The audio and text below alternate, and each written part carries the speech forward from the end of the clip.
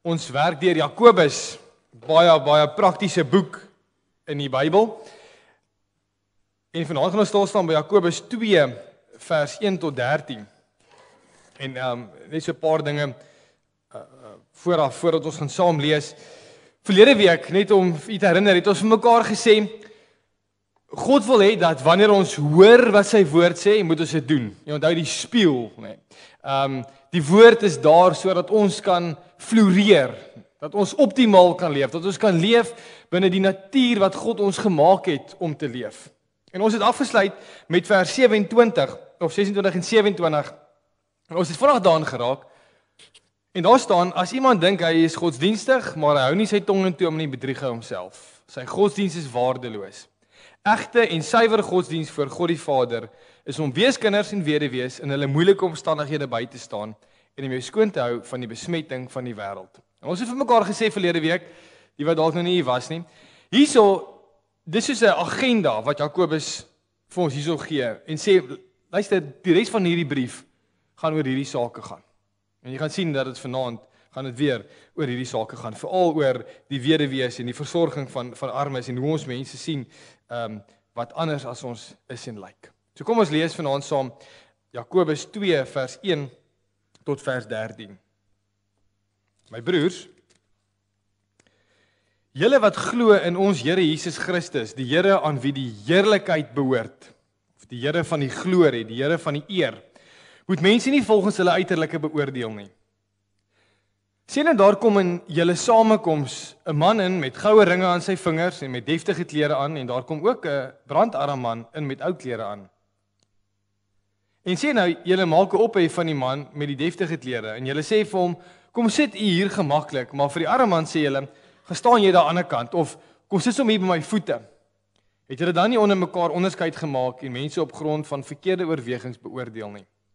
Luister my liewe broers, kies God nie juist die uit wat in die oë van die wêreld arm is, om ryk te wees in die geloof, en om die koninkryk in besit te neem wat hy beloof het, aan die wat hom liefhet nie. Maar julle behandel die arme man met minagting. Is dit nie die rykes deur wie julle uitgebuit word nie? En is dit nie hulle deur wie julle voor die hof gesleep word nie? Is dit nie hulle wat die goeie naam skend aan hom, of van hom aan wie julle behoort nie? As julle werklik die wet van die koninkryk van God onderhou, soos dit in die skrif staan, jy moet jou naaste lief hê soos jouself, dan doen julle reg. Maar as julle die mense na die uiterlike beoordeel, doen julle sonde en veroordeel die wet van God julle as oortreders. As iemand die hele wet onderhou, maar in een opsig struikel, is hy skuldig ten opsigte van al die gebooie.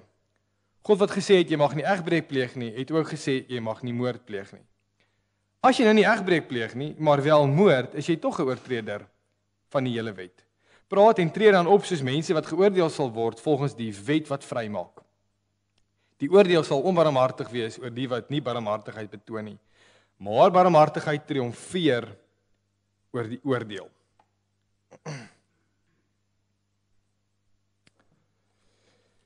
Nou gemeente, die mense aan wie Jakobus hierso skryf, was Jode gewees wat arm was. En dat lyk vir my die probleem in die gemeente, dat wanneer die gelowiges, en verstaan mooi, hy skryf hierso vir die gelowiges, hy praat van my broers. Tipies kan ons sê, weet, soos wat ons nou by mekaar is vanaand, nee, kry vir jou hierdie beeld in jou kop.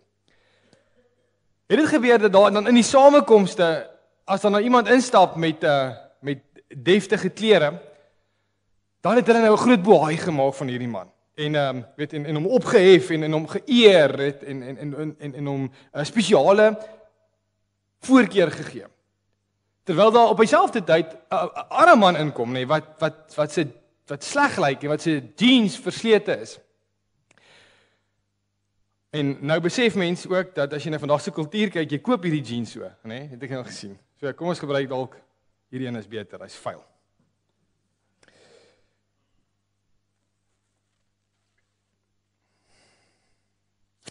So, twee mense.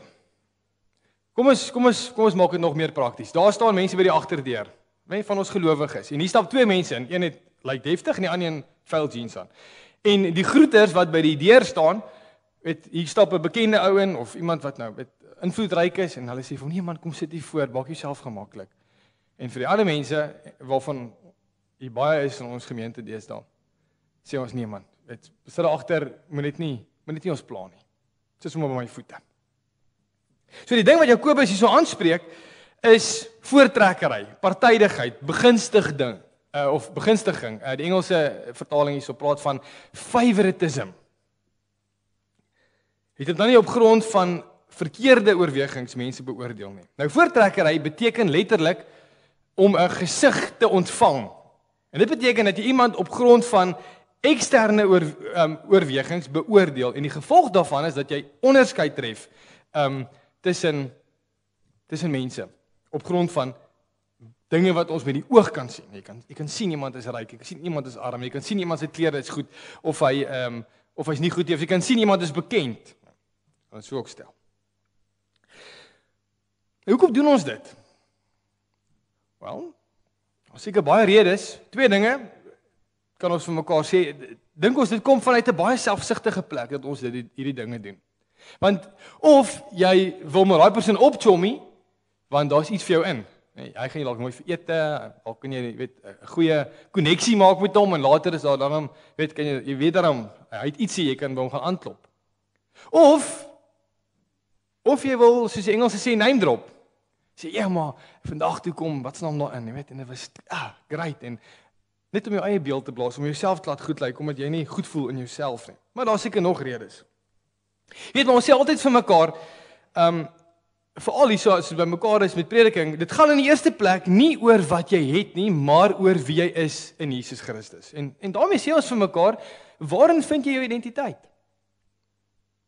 Vind jy jou identiteit in goed of in wie jy is, of vind jy jou identiteit wie jy is in Jesus Christus? Ek is 'n sondaar gewees, maar ek is gered. Jy sien, en kyk bietjie, jy word gekonfronteer daarmee baie. Ons leef in 'n wêreld waar dit baie gaan oor wat jy het en wie jy is vanuit 'n wêreldse oogpunt. Het jy status, het jy invloed, het jy geld? Ons meet mense so. Ek en jy meet mense so. Op pad hiernatoe toe dink ek, hoeveel keer het ek dit nie al gedoen nie? Dat jy mense meet en meer maak, 'n bietjie ophef maak van hom want hy's dalk iemand bekend of jy sien vandag as Jakobus vir ons moes skryf, sou dit dalk gegaan het oor bekende mense. Ons word vandag toegegooi met celebrities. Kyk maar om jou rond, nee, dit gaan oor bekende mense. Kyk bietjie hoe gaan dit as iemand in die waterfront rondloop wat bekend is, Hollywoodster of goeie sportster, iemand wat bekend is. Ouens sak hom toe, soek handtekeninge, soek 'n fotootjie, selfie, dis wat ons wil doen saam met hierdie mense. Tydskrifte spandeer verskriklik baie tyd dat ons van hierdie bekende mense se sies en sies-tog stories kan hoor, nê.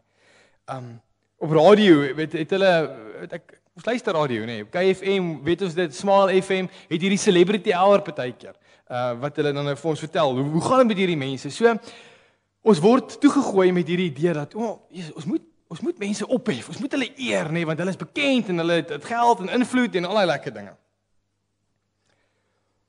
En dit slaan deur ongelukkig ook in ons byeenkomste.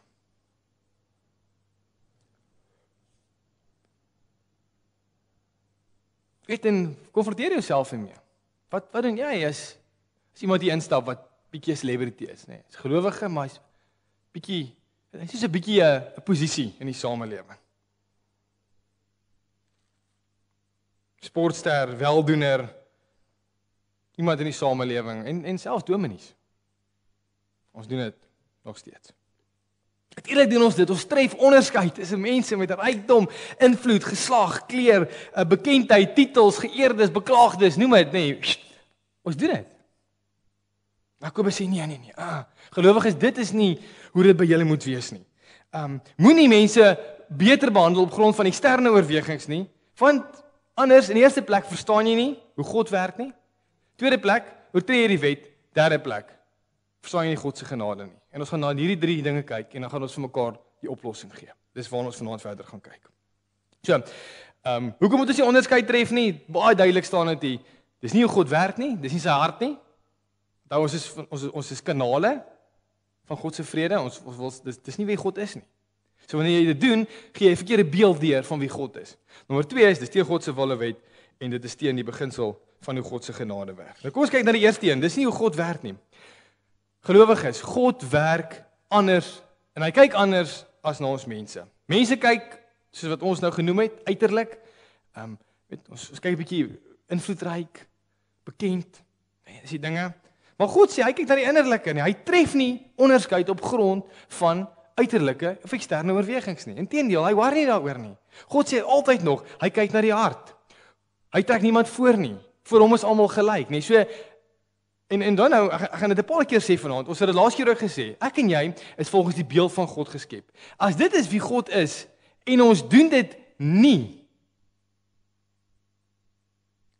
as ons dan nou voortrek, dan is ons nie besig, dan crash ons eie natuur. Want ons gaan floreer, nee, onthou jy die vis van verlede week, die vis in die visbak? Ons gaan floreer as ons hierdie goed nakom.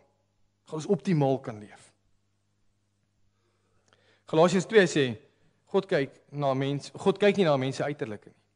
Weet jy, daarmee kan ons by sê dat op God se agenda is armes en randfigure. Hierdie week hier voorheen gehad om 'n hele teses te lees wat gaan oor hierdie onderwerp, dat op God se agenda is armes en randfigure. En hierdie teses het mooi gewys van Genesis, reg deur die Ou Testament, die profete, in Jesus Christus, Paulus en die briewe. Watter groot klem, luister mooi, klem, watter groot hart het God vir mense wat randfigure is, wat arm is, waarop neergekyk word, weggestoot word. Hy het geweldig baie van hulle gemaak. Ons het gesing daarvan, het julle gesien? Psalm 146 nou.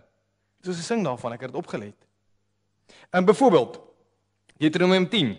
Die Here jou God, hy alleen is God, die Here, die groot God, die magtige wat wonderdade doen, wat vir niemand partydig is nie en ook nie omkoopgeld aanneem nie. Hy laat reg geskied aan die weeskinders en die weduwee. Hy die vreemdeling lief en gee vir hom kos en klere. Ons het gelees nou in vers 26 en 27 ook van hoofstuk 1. Waar die Here sê, kyk na die weeskinders en weduwees. Dis die ware godsdiens. Lukas, geseënd is julle wat arm is, want aan julle behoort die koninkryk van God. En gaan kyk hoeveel keer in die Bybel staan dit daar, nee. Want luister mooi, kom ons snap gou hierdie. Want die mense is mense wat uitmis op die rykdom van hierdie lewe. Maar vir hulle, sê die Here, lê daar 'n groot beloning van rykdom in die geloof. Jy sien, as arme mense, randfigure, hoog is op God se agenda. As jy dan neerkyk op hom, minder maak van hom, dan werk jy nie soos God werk nie. Jy sien, ons het al 'n paar keer vir mekaar gesê, want Jakobus praat baie oor rykdom en armoede. Dit gaan nog baie kom ook. Dis lyk my die tema waarmee die Here met ons gemeente besig is op die oomblik. En ons het al baie vir mekaar gesê dat die wat rykdom het, wat ryk is, materialisme, daai mense het 'n geweldige uitdaging, hoor baie mooi, om totaal afhanklik van God te wees. Want geld kan baie vinnig jou sekuriteit word. Dit kan baie vinnig jou God word. Dit kan baie vinnig vir jou vrede en sekuriteit gee. Maar mense wat arm is, het nie daai sekuriteit nie. Hulle vind hulle rykdom in die geloof, in die Here. Met 'n diepe afhanklikheid en luister mooi, dit is die tipe afhanklikheid, gelowiges, wat waarmee arm en ryk na God toe moet gaan. Wat maak dat ons gelyk is? Want ons albei is bedelaars om God se genade. Nie waar nie? En dis waarna God kyk. En dit is die rede hoekom ons sê ons gelyk is en hoekom ons nie kan onderskeid tref binne 'n gelowige byeenkoms tussen ryk en arm, bekend of onbekend. Ons kan nie dit doen nie. Efesiërs 5 sê dit so mooi. Hy sê omdat julle kinders van God is en hy julle liefhet, moet julle sy voorbeeld volg, nee. Ons sê die Engelse sê so mooi, ons is imitators of God. Ons imitate hom. Goed, so punt 1 sê vir ons, dis nie hoe God werk nie. Dis nie sy hart nie. As jy anders doen, gee jy 'n verkeerde kanaal deur van wie God is en jy gaan in teen jou eie natuur van hoe jy oorspronklik gemaak is om te wees. Maar die tweede ding is, sê hy vir ons baie mooi, dit gaan in teen God se wet. En as jy een gebod oortree, is jy skuldig voor die hele wet. Kom ons kyk wat staan daarso. Hy praat van die naaste liefde gebod. Nee, naaste liefde beteken jy is lief vir almal, nee. Om jou naaste lief te hê soos jouself, as God dit sê, dan wil hy hê ons moet vir almal lief wees. Almal. In die Ou Testament was dit net vir Israeliete gewees, maar in die Nuwe Testament dan sien ons hoe Jesus Christus kom en dan sê hy, maar jou naaste is almal in jou direkte omgewing. Ook jou vyande. Vreemdelinge, mense wat anders as jy lyk en ryk. So wanneer jy dan, en hoor mooi, vir een mens wat ook jou naaste is, ophef op grond van eksterne oorwegings, is jy nie besig om jou naaste lief te hê, soos wat God ons lief het nie. En dit is baie moontlik, dat Jakobus dit in verband bring met hierdie twee tekste. Levitikus 19 is een van die gedeeltes in die Ou Testament waar God die groot gebooie neersit. Liefde tot God en liefde tot jou naaste. En kyk, dis 3 verse van mekaar af. In dieselfde hoofstuk sê die Here, jy mag nie onregverdig wees in die regspraak nie. Jy mag nie partydig wees vir die wat geen aansien het nie, of die vooraanstaande bevoordeel nie. Oordeel regverdig oor jou naaste. 3 verse daarna, jy mag nie wraak neem of vergrief koester teenoor jou volksgenoot nie. Jy moet jou naaste lief hê soos jouself, ek is die Here. En daar is die groot gebod wat Jesus self vir ons gegee het. So, met ander woorde, as jy onderskeid tref, is jy besig om die wet te oortree. En dan sê vers 10 tot 11 vir ons, as jy een gebod oortree het jy alles oortree. Dan is jy skuldig. So om partydig te wees, om 'n ophef te maak jy skuldig aan die wet. En eintlik dink ons, ja, maar is 'n klein dingetjie man. Weet ek is die ou man, ek is 'n celebrity. Ietsie met hom, net so 'n bietjie meer aandag aan hom gee. Dan dink ons, dit is so erg. Of ons dink maar, ek verwelkom ons nou almal, nee, ek verwelkom hierdie ouens hierso. Ek sê vir hulle, kom in, so ek's besig om my naaste lief te hê. Nee. Die Here sê, een gebod oortree het jy almal oortree. Weet die mense sê ook, dit kan ook wees dat Jakobus hierso noem, dat hierdie mense hulle self gebluf het, deur te dink het, of hierdie partydigheid, hierdie voortrekkerheid te regverdig, deur te sê, maar ek het my naaste lief. Nee. Ek het hulle lief, kyk hoe verwelkom ek hulle, maar jy het nie almal ewe lief nie. En die Here sê hy het almal ewe lief. So om die wet net selektief te hou, is om dit eintlik te verbreek in sy geheel. En hoe moet ons dit verstaan? Vat 'n beeld van ons speel ons lekker by die huis sokker en ons is al baie skuldig daaraan, of cricket of golf, en dan gaan daai bal deur die venster. Jy kan nie sê ek het net hierdie stukkie van die venster gebreek nie. Net of die bal het net hierdie stukkie van die venster geraak, maar die res van die venster is nog reg nie. As daai bal deur daai venster is die hele ruit gebreek. En moet die hele ruit vervang word. En dieselfde sê die Here hierso. As jy een gebod oortree het, omdat God agter dit staan, agter die wet staan, sê hy maar, as jy een stukkie oortree het, het jy die hele wet oortree, en daarom het jy teenoor my oortree. Want jy is nie 'n kanaal van wie ek is nie.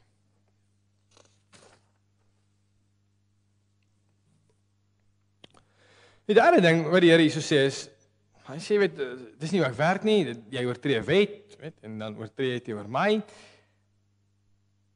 Maar dit is die beginsel van hoe genade werk, en volg mooi hierso, want ons gaan nou by die oplossing kom net hierna, en dit het te doen met genade.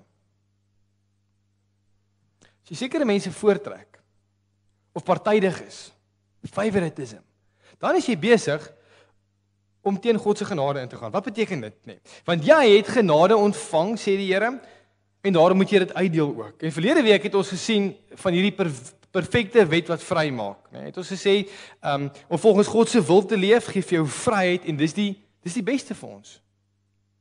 Nou is dit so, dat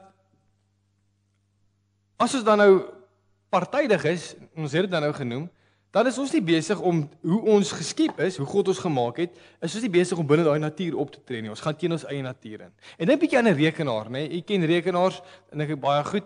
'n Rekenaar het 'n oorspronklike stelling, né? 'n default setting. Dis my direkte vertaling. Klink min of meer reg. Default setting.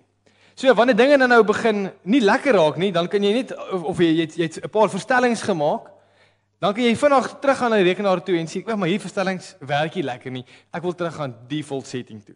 Nee, dit is ons default setting hierdie. Dis hoe ons gemaak is. En God sê, as jy dit doen, dan werk dit nie lekker nie. Gaan dink bietjie hoe ek jou gemaak het en wie jy in my is en wie ek is en tree so op. Dit is eintlik so eenvoudig. Van daardeur, wanneer jy dit doen, kan mens sien of jy genade verstaan, want God het moes vir jou genade gegee. En ons het gesê verlede week, as jy dit hoor, maar nie doen nie, verstaan jy nie God se genade nie. So mens kan daardeur sien of 'n ware Christendom posgevat het, as jy randfigure, arm is en verdrukt is in die samelewing, dan nou gelyk hanteer met ander mense.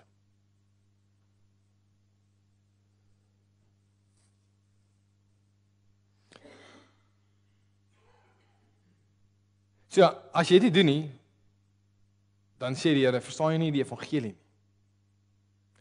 Want Matteus 5:7 sê, geseënd is die wat barmhartig is, wat genadig is, want aan hulle sal barmhartigheid bewys word. As dit nie bewys word nie, is die teendeel mos waar, dan gaan daar nie aan jou barmhartigheid bewys word nie. En wanneer ons onderskeid tref, dan is ons nie besig om barmhartig te wees nie. Dis 'n moeilike woord vir ons tyd vandag. Goed, kom ons kyk. Ons weet nou hoekom dit die probleem is. Hoe verander ons dit nou? Weet jy, dit help nie net, jy gaan nou vir jouself sê, okay, ek gaan nou regtig hard probeer om dit te doen nie. Want dan is dit jou eie gees wat dit gaan probeer. Dit gaan nie werk nie. Jy kan nog gaan staan volgende week en sê, okay, ek gaan nou probeer. Nee, ek gaan nou mense gelyk hanteer. Christene, maak nie saak wie jy is nie, ek gaan jou gelyk hanteer. Ek gee vir jou 2 Sondae. Vou jy weer. So wat is die oplossing? Tog moet die iets in die hart vervang word en hierdie eie ek, die gees wat in my heers, wat sê, maar het gaan oor my, en hierdie ou is lekker, en hy is 'n celebrity, en ek kan bietjie, soos Engelse sê, bietjie name drop, gaan my beeld beter laat lyk. Wat is die oplossing? En die oplossing het Jakobus sommer vanaf vir ons al in vers 1 vir ons deurgegee. Waar hy sê, julle wat glo in ons Here Jesus Christus, die een aan wie die heerlikheid behoort. Jesus Christus, die glorie. Okay, nou, kom ons kyk gou 'n bietjie daarna, want Jakobus laat ietsie deursyfer hierso van wat die oplossing is. Wat is hierdie heerlikheid, nee? Wat is hierdie eer?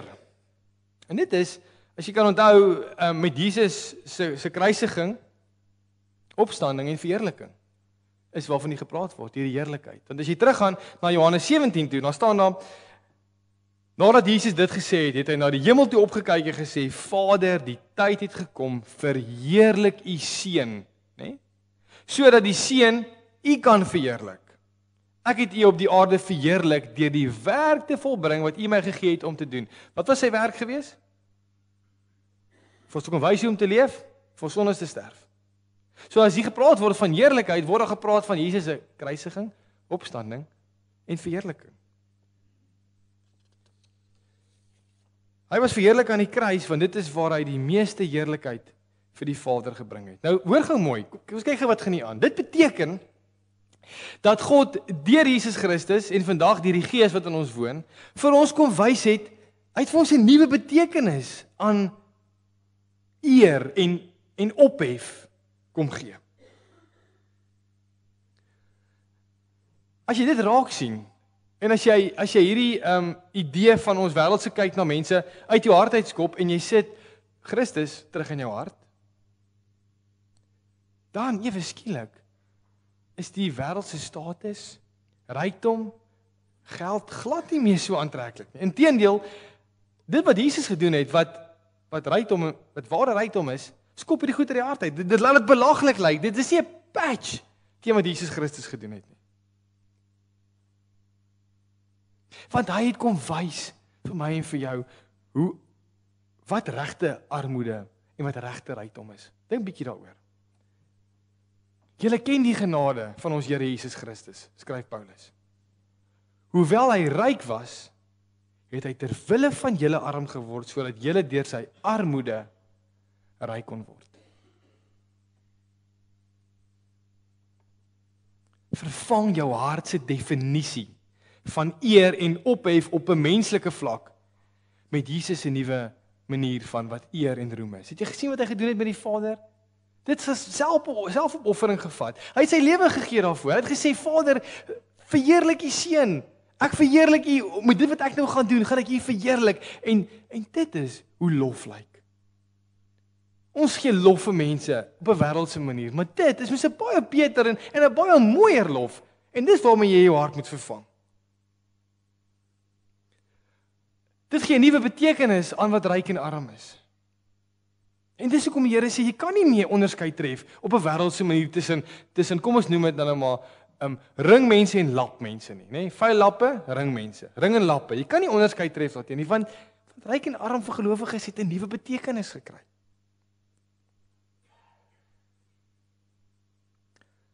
Kyk mooi. Jy was arm. Baie arm gewees, nê? Ver van God af, afgesonder, alleen, verlore. Jy kan niks in jouself doen nie, right? En Jesus was naby God gewees. Hy het in alle heerlikheid geleef, nê? Hy was skatryk, want dis wat rykdom is om by God te wees. Maar God het ons so lief gehad dat hy vir die wêreld so lief gehad, nê? Johannes 3 vers 16. Dat hy arm geword het. Gestroop was. Kaal, weerloos, ver van God, alleen, sodat jy kan ryk word. Okay? Vir die kinders, dis hoe dit lyk.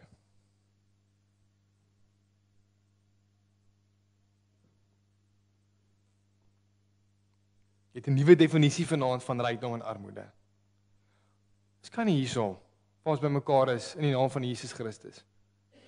Kan ons nie met ons wêreldse manier van kyk. Party mense hoor ag of laer ag as ander nie.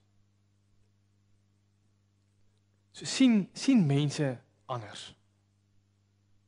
Want dis hoe God na mense kyk. Op die einde van die dag sê ek weer, ons is almal bedelaars om genade en God het dit vir jou gegee. In elk geval net so tong in die kies. As jy vir mense eer, né? Hulle 'n bietjie ophef. Het jy geleentheid gemis om daai eer eintlik vir God te gee. En ons doen dit so baie.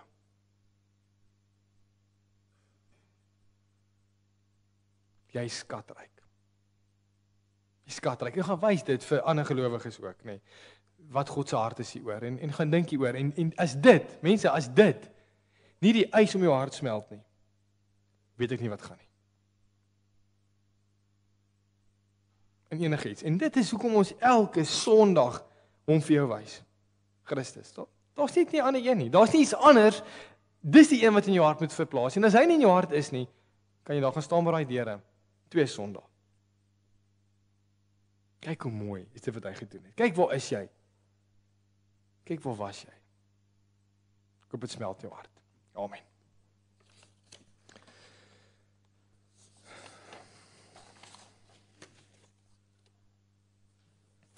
Kom ons vat net so 'n minuut om net dit wat hierso vanaand gesê is deel te maak van ons.